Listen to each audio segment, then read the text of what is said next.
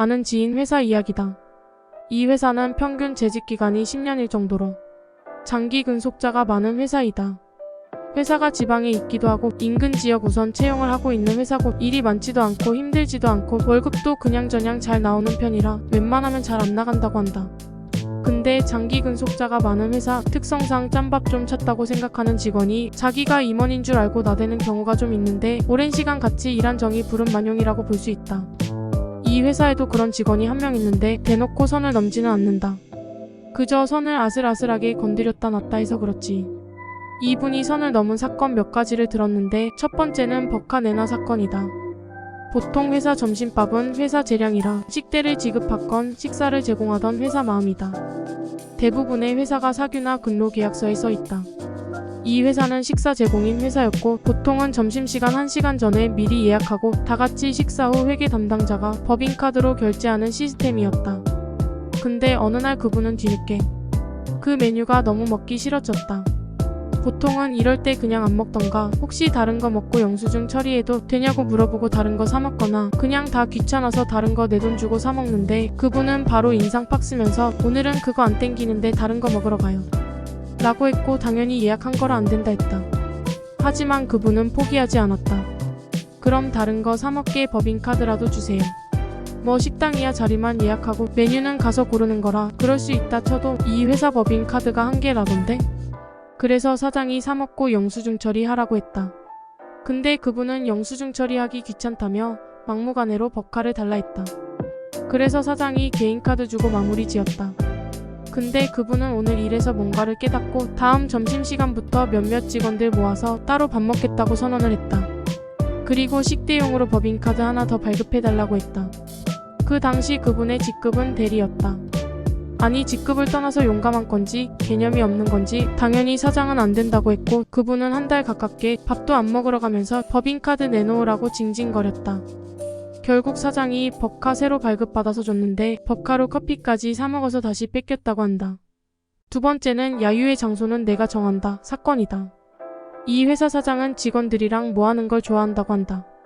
그래서 보통 1년에 한 번은 직원들이랑 국내 여행이라도 가고 싶어 한다.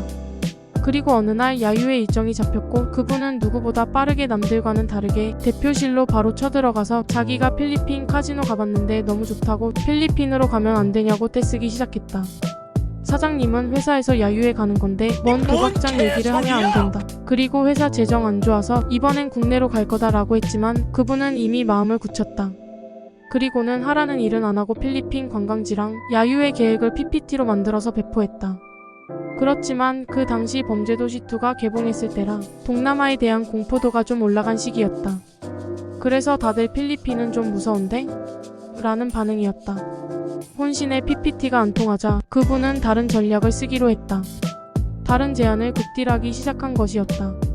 강원도는 볼 거 없다. 맨날 제주도 가냐. 코로나도 거의 풀렸는데 무슨 국내냐 등등 꼬장이랑 꼬장은 다 부렸고 결국 딱히 별 생각이 없던 다른 직원들이 범죄 위험만 없으면 동남아도 괜찮지 라는 반응을 보이면서 동남아로 정해지는 듯 했다. 그분은 이때를 놓치지 않고 카지노만 있으면 어디든 좋아 라는 마인드로 싱가포르를 추천했고 결국 싱가포르 가는 거로 결정되었다. 생각보다 큰 지출에 머리가 아파오는 사장님이었다. 그러거나 말거나 카지노 갈 생각에 신난 그분은 진짜 다같이 하는 일정 빼고는 야유회 일정 내내 카지노에서 살았다고 한다. 그리고 이 일로 사장님과 사장님 와이프 눈밖에 나게 되었다고 한다. 세 번째는 회식 장소 정할 때였다. 이 회사는 특별한 일 없으면 점심에 회식을 하는데 점심 회식 특성상 술을 잘 안 먹기 때문에 메뉴 선정이 중요하다. 근데 이 회사는 다들 결정장애가 있어서 회식 메뉴 정하라고 하는 건 고문이나 다름없었다. 다행인 건 그분이 돼지보스라 먹는 거에는 진심이었다. 그래서 보통은 회식 장소 정할 때 그분이 의견을 내면 보통은 그렇게 정해진다. 여기까지는 참 긍정적인데 어느 날 사장님 지인이 식당을 새로 오픈해서 거기서 회식하게 되었다. 근데 그분의 표정이 좋지 못했다. 사장님이 왜 그러냐고 물어봤더니 회식 장소 정하는 건 제 권한이잖아요? 라고 했다. 사장을 포함한 모두가 벙찐 표정이었다. 그러거나 말거나 다음부터 회식 장소 정할 땐 저랑 상의해주세요. 라고 했고 사장님도 딱히 일 키우고 싶지 않았는지 웃으면서 알겠다 하고 마무리 지었다. 근데 사장 와이프가 따로 불러서 한마디 했다. 우리가 회식할 때 돼지씨가 의견 낸 곳 많이 가긴 하는데 돼지씨한테 회식 장소 정할 권한이 있는 건 아니에요. 의견 내는 건 좋은데 선은 지켜주세요. 그리고 다 같이 모인 자리에서는 언행을 좀 조심해줬으면 좋겠어요.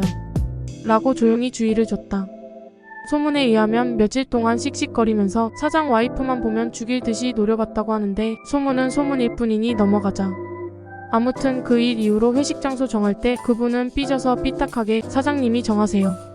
어차피 제 의견 안 듣잖아요. 다른 분들 먹고 싶은데 가요. 등등의 반응을 보였다고 한다. 아무튼 몇몇 개념 없는 사건이 더 있다고는 하던데 나중에 2편으로 또 써봐야겠다. 오늘의 한마디. 네가 사장하세요.